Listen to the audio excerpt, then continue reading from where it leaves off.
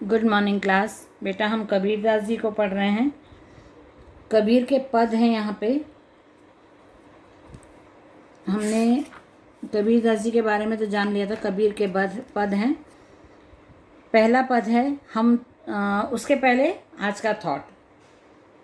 When you are kind to others it not only changes you, it changes the world. When you are kind to others it not only changes you, it changes the world. यदि आप किसी के प्रति दया का भाव रखते हैं, दया दिखाते हैं, तो ये न सिर्फ आपको बदलता है बल्कि पूरे वर्ल्ड में भी बदलाव लाता है। पहला पद है, हम तो एक एक करी जाना, दोई कहे तिन्ही को दो जग, जिन नाहिन पहचाना। एके पवन एक ही पानी, एके ज्योति समाना, एके खाक गड़े सब भाड़े, एक कोहरा साना। यहाँ पे कबीरदास जी कह रहे हैं, सबसे पहले तो आप इसके शब्दार्थ पढ़िएगा। जो भी मैं सेंड करती हूँ उसमें शब्दार्थ भी रहते, तो आपको शब्दार्थ पढ़ना जरूरी है। दोई कहे, यहाँ पे दोजक का मतलब होता है नर्क, ये है दोजक। एके पवन एक ही पानी, एक ज्योति समाना। ज्योति मतलब अग्नि, पवन मतलब हवा। एके खाक गढ़े सब भाड़े, भांडे मतलब बर्तन, और खाक मतलब मिट्टी जो रहती है उससे जो बर्तन बनते हैं। कोहरा साना, जैसे बाड़ी काष्ठ, काष्ठ मतलब लकड़ी। अग्नि मतलब आग। सब घटी, घटी मतलब हृदय। स्वरूपे सोई, धरे स्वरूपे, स्वरूप मतलब अच्छा रूप। तो ये सब इसके शब्दार्थ हैं जिनको हमको पहले पढ़ लेना चाहिए। तो जो भी काव्य रहता है ना, उसका यदि आप शब्दार्थ पढ़ लोगे तो मीनिंग आपको जल्दी समझ में आ जाएगा। ठीक है। तो यहाँ पे कबीरदास जी ने कहा है कि जैसे कबीरदास जी तो हमेशा से यही मानते आए हैं कि भगवान एक शक्ति है, राम रहीम ये सब अलग अलग नहीं है। जितने भी भगवान हैं सब एक ही होते हैं और एक शक्ति के रूप में काम करते हैं। तो यहाँ पे कबीरदास जी कह रहे हैं, हम तो एक एक ही जाना। मतलब कबीरदास जी कह रहे हैं कि हम तो जान गए हैं कि प्रभु एक हैं, परमपिता परमात्मा एक ही है और वही सब कण कण में व्याप्त है। कबीरदास जी का तो मानना है कि मेरे लिए तो यही है कि भगवान संसार के प्रत्येक कण में है। और जो लोग नहीं जानते हैं, कि जो लोग ऐसा नहीं मानते हैं, वो भगवान की प्राप्ति के लिए बहुत प्रयत्न करते हैं और वो स्वर्ग नरक यहीं पे सब अनुभव करते हैं। क्यों? क्योंकि वो सब जो भी उनको चाहिए उसकी प्राप्ति के लिए बहुत काम करते हैं, गलत काम भी कर जाते हैं कई बार, और संसार की मोह माया में लिप्त रहते हैं। तो जिन लोगों को ये नहीं पता है कि भगवान एक है, वो बहुत सारे ऐसे काम कर जाते हैं, गलत गलत काम कर जाते हैं, जिससे कि उनको दुख होता है और वो स्वर्ग जैसी पृथ्वी पर रहते हुए नरक का अनुभव करने लगते हैं।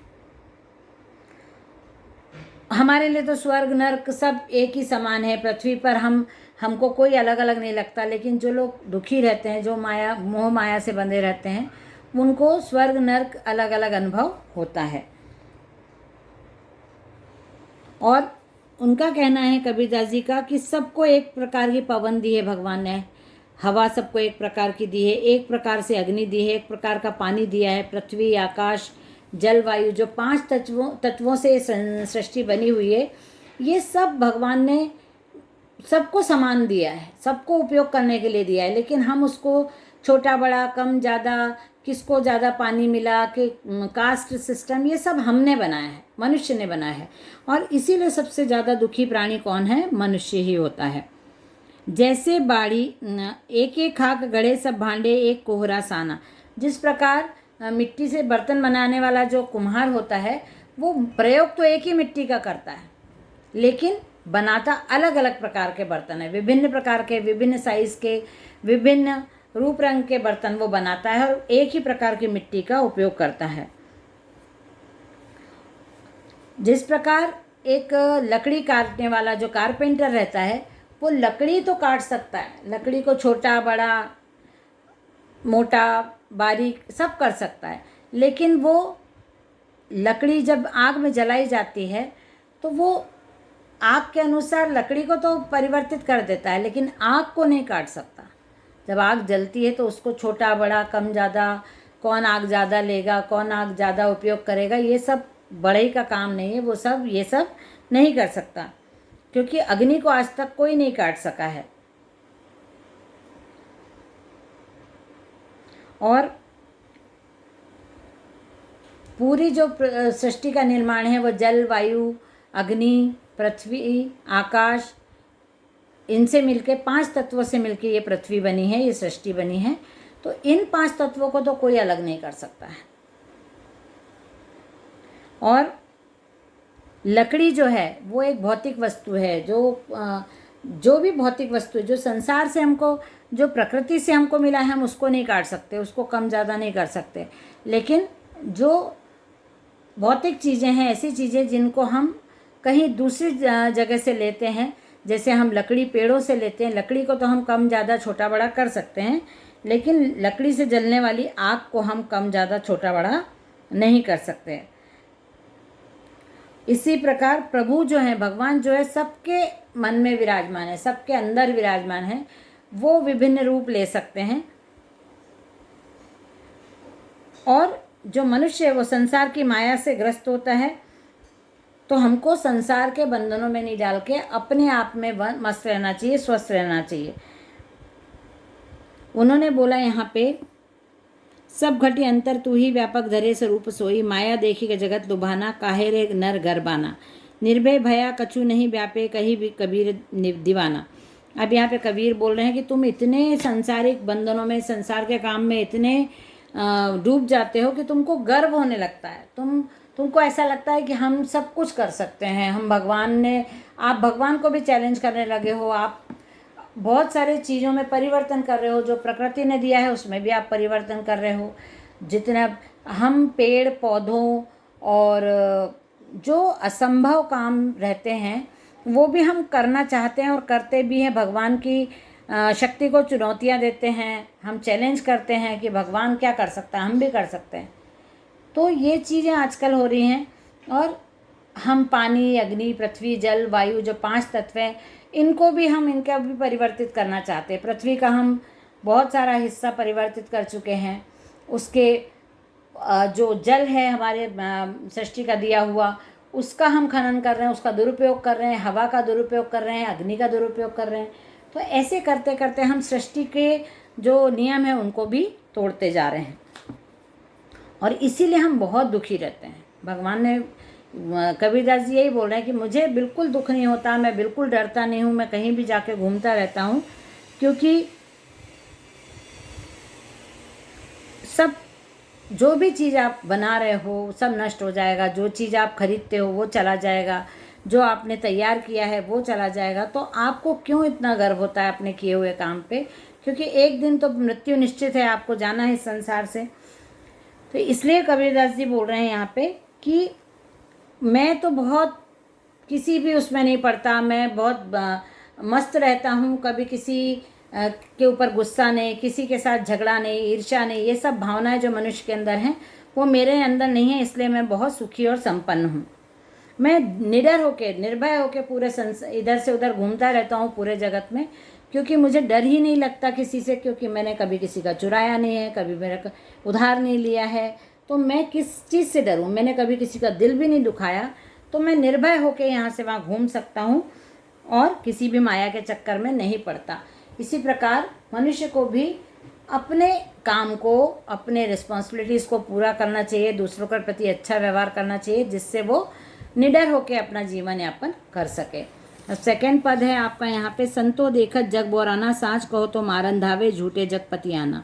साँच मतलब सच्चाई, मारन धावे मतलब दौड़ना, मारना, बोराना मतलब पागल हो जाना, मैड होना, झूठे जगपति आना। देखी नेमी देखा, धर्मी देखा, नियम करने वाला, धर्म करने वाला, उसको नेमी धर्मी बोला। प्रात करे स्नान, स्नान मतलब बाथ लेना, नहाना। आत्म मतलब आत्मा, पखाने ही मतलब पत्थर। उनमें कछु नहीं ज्ञाना, बहुतक देखा, पीर औलिया पढ़े किताब कुराना। किताब मतलब किताबें, कुरान मतलब मुस्लिम्स लोगों के जो धर्म ग्रंथ होते हैं वो। पीर औलिया मतलब जो गुरु और सब वो रहते हैं शिक्षा देने वाले। कै मुरीद तदबीर बतावे उनमें उहे को ज्ञाना। मुरीद मतलब किसी का दीवाना होना, तदबीर मतलब तकदीर। आसन मारी डिम्ब धरी बैठे मन में बहुत गुमाना। पीपर पाथर पूजन लागे तीरथ गर्भ बुलाना। टोपी पहिरे माला पहिरे छाप तिलक अनुमाना। टोपी माला पहिरे मतलब पहनना, पाथर मतलब पत्थर, पीपर मतलब पीपल का पेड़, है ना। तो ये मैं आपको एक्सप्लेन करती हूँ। यहाँ पे दूसरे वाले पद में कवि कह रहे हैं कि ये मैंने आपको अभी मीनिंग बताया। दूसरा वाला पद, संसार के लोगों की बुद्धि भ्रष्ट हो गई है। कबीरदास जी बोलते हैं कि इस संसार के लोगों को यदि सच्चाई बताओ, आप सच बात बोलने जाओ कि अरे तुमने अच्छा नहीं बोला, आज तुमने अच्छा भाषण नहीं दिया, तो वो गुस्सा हो जाएगा, मारने दौड़ेगा आपको। और यदि झूठ बोलते हैं तो उन्हें झूठ भी कुछ कहकर भ्रमित कर सकते हैं, हमें झूठी बात पर विश्वास हो जाता है, हम झूठ झूठ बोलें तो वो सच मानते हैं। ऐसे संसार के लोग हैं। यहाँ पर मैंने नियम करने वालों को देखा है, जो बहुत नियम धर्म कायदे कानून धर्म को मानने वालों को देखा है। प्रातः सुबह उठ के बहुत पूजा पाठ करते हैं, स्नान करते हैं, तिलक विलक लगाते हैं और बहुत बड़ी बड़ी माला पहनते हैं, अपना भाषण देते हैं, प्रवचन देते हैं। ऐसे मैंने बहुत लोग देखे हैं। और लेकिन वो अपने आप को नहीं जानते। पत्थर की पूजा करते हैं, मंदिरों में जाते हैं, घंटी बजाते हैं, भोग लगाते सब, लेकिन अपनी आत्मा को नहीं पहचानते कि अपनी आत्मा दुखी है, तृप्त है, संतुष्ट है, क्या है। पत्थर की मूर्ति की पूजा करते हैं, पर वो ये नहीं जानते कि ज्ञान तो हमको हमारे अंदर से मिलेगा। ज्ञान हमको अपने अंदर से प्राप्त होगा। अपनी आत्मा को जगा के ज्ञान आपको प्राप्त करना है। कोई आपको बाहर से पूजा पाठ करने से, दान पुण्य करने से, दिखावा करने से, पाखंड करने से आपको भगवान नहीं मिलने वाले हैं। धर्मगुरु, संत, बहुत महात्मा, साधु ऐसे बन जाते हैं, गुरु बन जाते हैं, और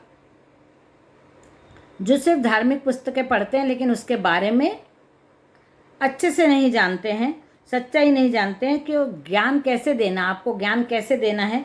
सिर्फ पढ़ी पढ़ाई बातें आपको सुना देते हैं। और ज्ञान के बिना गुरु भी हो या शिष्य हो, दोनों भ्रमित होते हैं, कंफ्यूज होते हैं, क्योंकि दोनों को ज्ञान पूरी तरह प्राप्त नहीं होता है। सिर्फ पुस्तकें पढ़ने से भगवान नहीं मिलते हैं। भगवान प्राप्ति के लिए हमको अपनी आत्मा को शुद्ध करना होता है, अच्छे विचार लाना होता है, अच्छे लोगों से मिलना होता है, तभी हमको भगवान ज्ञान मिल सकते। पीपर पाथर पूजन लागे तीरथ करना और बहुत पत्थरों की पूजा करना, भगवान को पत्थर बनाना, मंदिर बनाना, ये सब चीज़ें हमारे अंदर घमंड पैदा करती हैं। टोपी पहनना, ये सब करके आप भगवान प्राप्ति नहीं कर सकते हो, आप सच्चे गुरु नहीं बन सकते हो, सच्चे आप मार्गदर्शक नहीं बन सकते हो।